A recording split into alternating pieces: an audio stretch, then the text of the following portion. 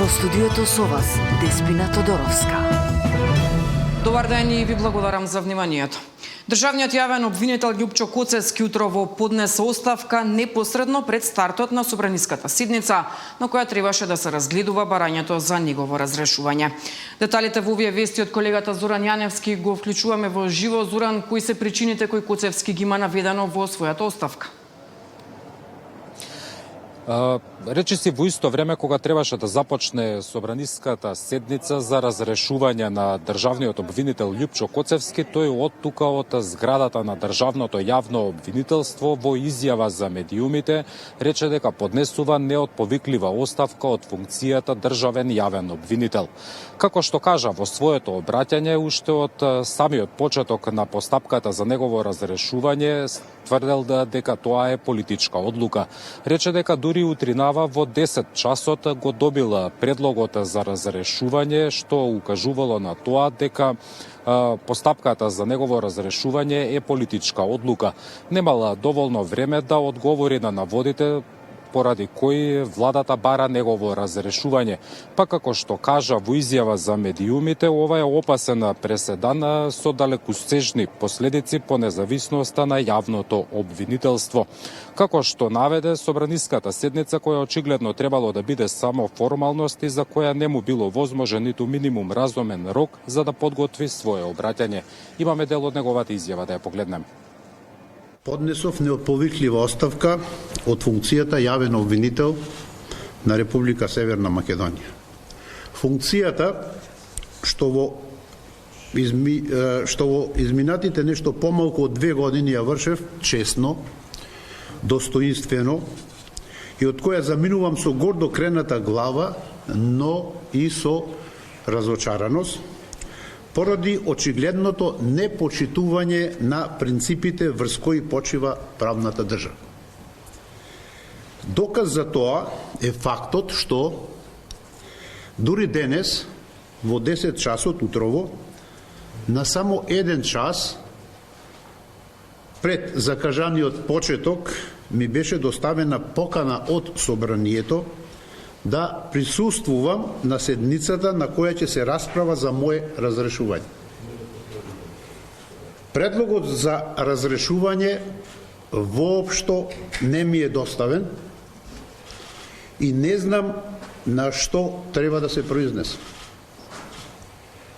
Собраниската седница, која очигледно требаше да биде само формалност, и за која не ми беше овозможен ниту еден минимум разумен рок за да подготвам своје обраќање. Тоа е така затоа што е јасно дека станува збор за предлог кој не е заснован ниту на закон, ниту на факти, туку представува опасен преседан со далекосежни последици по независноста на јавното обвинителство. Според Коцевски во изминатиот период нешто помалку од 2 години, тој рече дека е горд на она што сработил. Кажа дека се процесирале многу предмети од различни центри на политичка и економска моќ, па како што рече, се покажала неселективноста во работата на јавното обвинителство.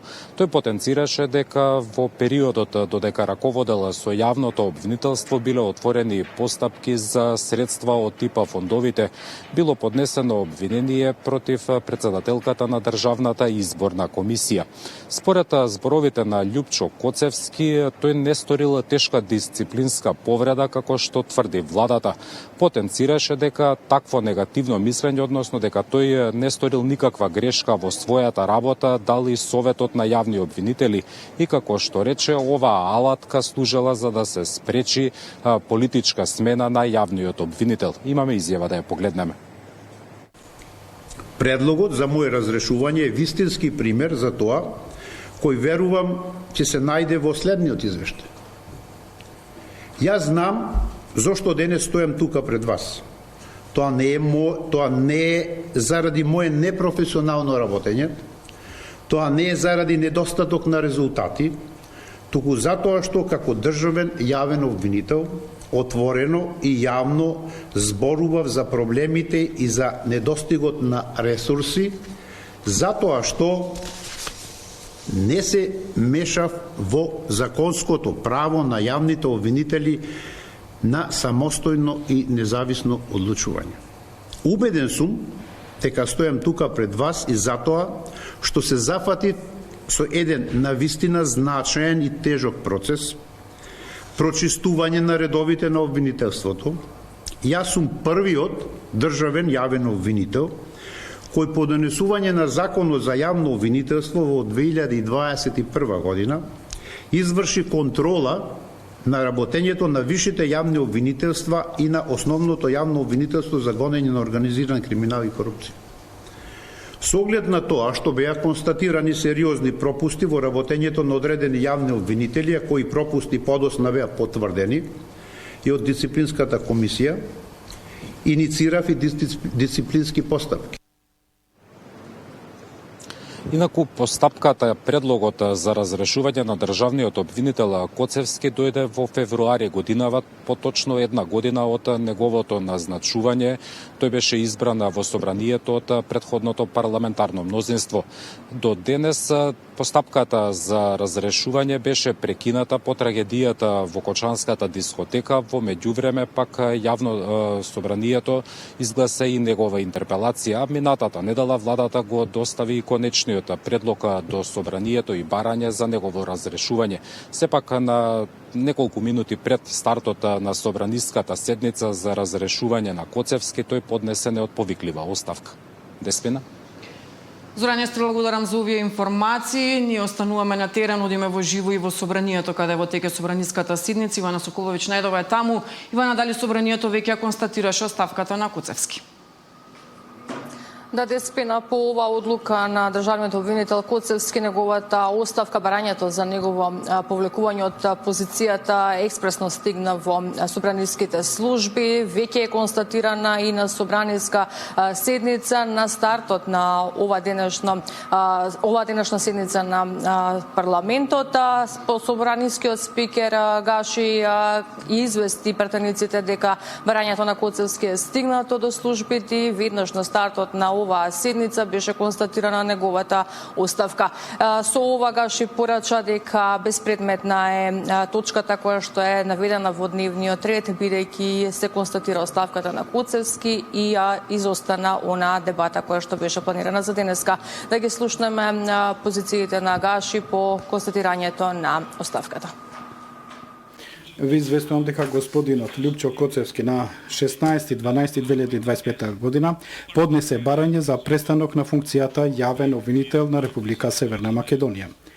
Констатирам дека Собранието на Република Северна Македонија согласно член 86 став 2 од Закон за јавното обвинителство на господинот Љупчо Коцевски му ја утврди престанокот на функцијата јавен обвинител на Република Северна Македонија, имајќи во предвид дека Собранието на Република Северна Македонија утврди престанок на функцијата јавен обвинител на Република Северна Македонија и ви известувам дека Собранието нема да го разгледа предлогот за разрешување на Љупчо Коцевски од функцијата јавен обвинител на Република Северна Македонија, бидејќи истата стана безпредметна. Така, ова беше констатирањето на оставката на Коцевски. Ова беше само една од точките кои што денеска се најдоа на дневен ред пред пратениците. Согласно деловникот, пратениците денеска треба да разговараат по 13 точки, бројни закони се ставени на дневен ред и бројни реакции како голем дел од овие закони биле ставени по петиот ден, како што налага деловникот, односно опозицијата реагира дека законите биле доставени надвор од рокот за да се најдат на седница во тековниот месец и реагираат дека дел од материјалите не биле преведени на албански јазик, па во моментов во собранието има пауза од 1 час за материјалите да бидат преведени како што бара албанската опозиција, иако Гаши тврди дека сите материјали биле преведени и на албански јазик. А она што ќе биде интересно и во фокус на денешната седница се и опозицијските пратенички прашања кои што ги добиваат пратениците од опозицијата во рокот 2 часа на почетокот на оваа седница, да поставуваат прашања до владиниот кабинет и да побараат одговор за актуелните прашања во државата. Според оној список кој што го доставија од службата, 8 пратеници од опозицијата се пријавени со прашања за министрите од владата. Тоа ќе го слушнеме и она што ќе биде прашање интерес на пратениците од опозицијата по завршувањето на оваа пауза. На денешниот дневен ред во собранието треба да се разговара и за поднесената резолуција од страна на мнозинството која што се однесува на мигрантите по оние најави на СДСМ за нивна резолуција со која што, како што рекоа, ќе се стави крај на манипулациите од власта и практично за да се спречи носење на мигранти по оној стратешки договор со Британија. Тие најавија своја резолуција, меѓутоа истата се уште не е стигната, затоа од мнозинството поднесоа своја резолуција со која што велат дека ќе се стави крај или осуда на манипулациите на опозицијата и ќе значи потврда за политиките против нелегалната миграција. Истата оваа резолуција е на денешниот дневен ред, составена од 9 точки, со која што, како што велат, ќе се стави крај на оваа тема која што ја шири опозицијата. Според оние информации кои што ги добив од владеачкото мнозинство, ќе се бара оваа точка, резолуцијата да биде помеѓу првите точки со која што ќе дебатираат пратениците. Меѓутоа ќе оставиме да видиме како ќе тече денешниот собраниски ден, би рекла, овде во парламентот. Со повеќе информации ќе се јавиме во вестите во 16 часот. Да, има на повеќе интересни точки има на денешната собраниска седница. Остануваш во собранието, многу повеќе од тебе очекуваме во следното информативно издание. Премиерот Мицкоски од денеска е во работна посета на Брисел. Според најавите, тој утре ќе присуствува на самитот ЕУ Западен Балкан. Во рамки на посетата, според најавите, премиерот Мицкоски и членовите на владината делегација вечерва ќе присуствуваат на настан со наслов "Здравица за добрите соседи", еве колку се добри западните балканци.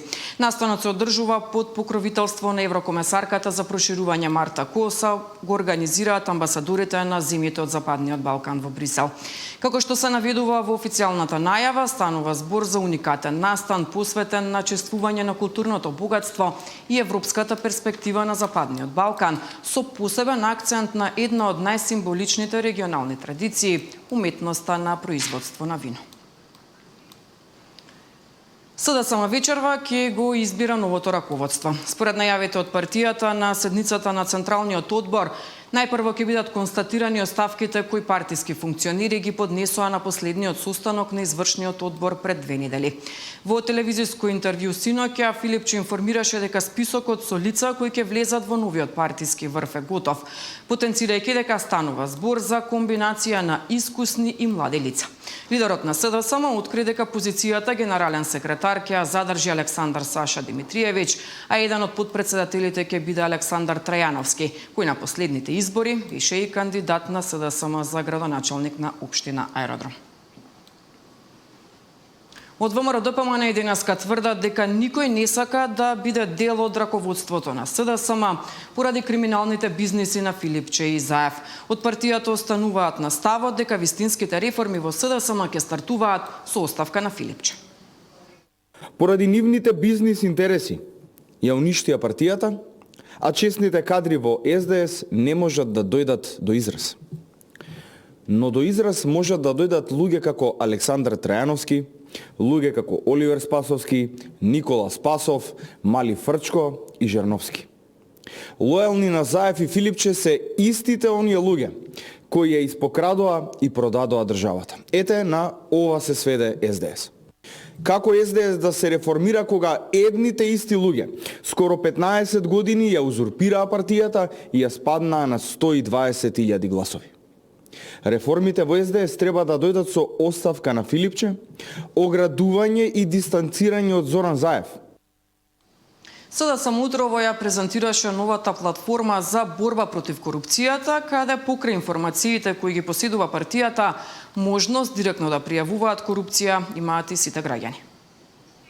Антикорупцијскиот тим на СДСМ ја представува новата дигитална платформа за борба против корупцијата и криминалот. Македонски истражувачки центар за корупција и организиран криминал, или скратено МИЦКО. Платформата е посветена на истражување и архивирање јавно достапни материјали и извештаи за наводни корупцијски операции во Македонија. Ние ги собираме, анализираме и организираме сите информации од различни извори како би обезбедиле транспарентност и информираност на граѓаните и на јавноста. Што правиме? Истражуваме случаи, длабински прегледуваме тендери, медиумски објави или случаи на корупција, вклучително и проверени судри на интереси и сомнителни операции во политиката, јавниот сектор, локалните и државните институции.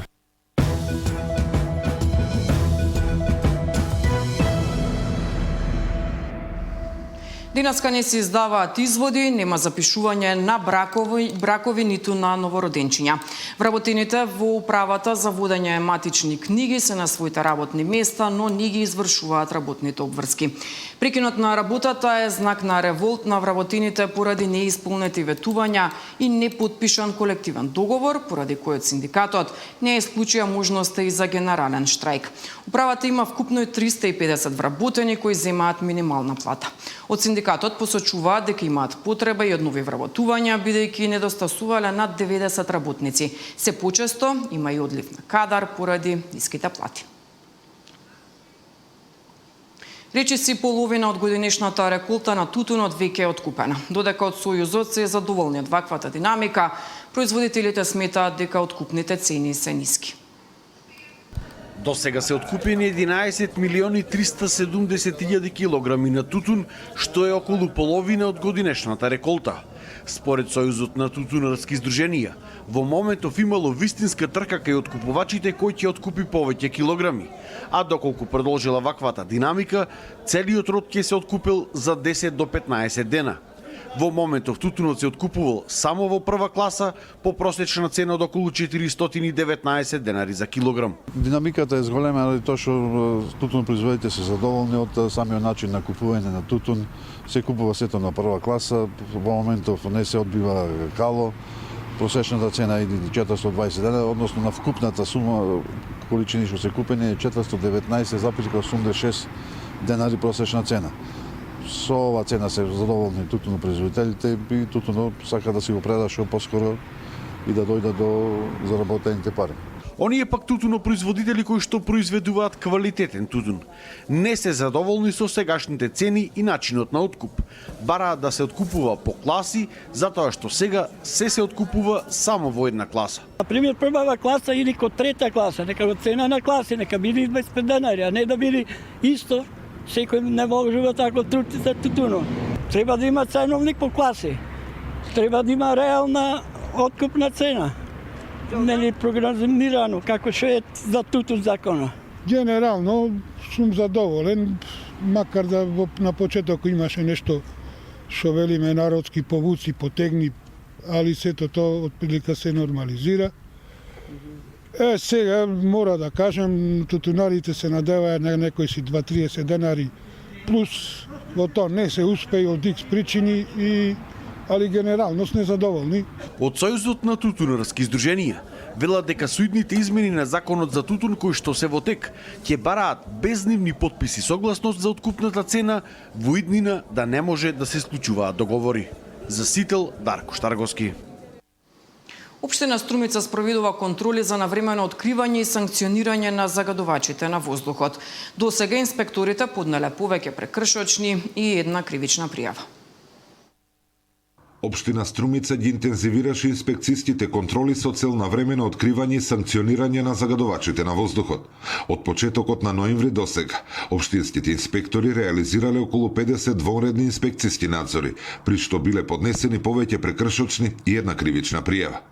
Најголемиот дел од санкционираните лица биле затекнати при согорување отпад кој дополнително бил преработуван или отстрануван на несоодветен начин, со што директно се загрозувале квалитетот на амбиенталниот воздух и животната средина. Нашиот инспекторат, односно комуналните инспектори се секојдневно на терен, имаат овластување за да вршат ворден инспекцијски надзор и од тие вордни инспекцијски надзори има произведено одредени одредени ситуации каде што заедно со СВР Струмица имат поднесено, има дури и кривични пријави за одредени несовесни граѓани кои вршат загадувања, откриени се во заедничка акција и во период што следува нашите инспектори ќе бидат и понатаму на терен. Загадувањето на воздухот, причините како и мерките што треба да се пресемат, беа тема и на првата седница на новиот состав на локалниот совет за превенција. Според градоначалникот Петар Јанков, загадувањето на воздухот, особено во југоисточниот дел на градот, представува долгогодишен проблем кој бара системско и долгорочно решение. Тој вели дека покрај репресивните мерки и засилените инспекциски контроли, неопходно е да се преземат и превентивни активности. Тоа е долгорочен проблем кој треба да најдеме систематско решавање долгорочно. Беа напоменати, беа наведени некои мерки кои ќе преземаме во период што доаѓа преку субвенционирање на клима инвертори, со кофинансирање со донации, но исто така и јавните институции кои може да се вклучат во надменување на овие проблеми. Според последните анализи, како главен фактор за загадувањето во Струмица е наведено согорувањето на биомасата, односно огревното дрво. Веднаш по него следува сообраќајот. Зоран Ѓорѓиев за Сител телевизија.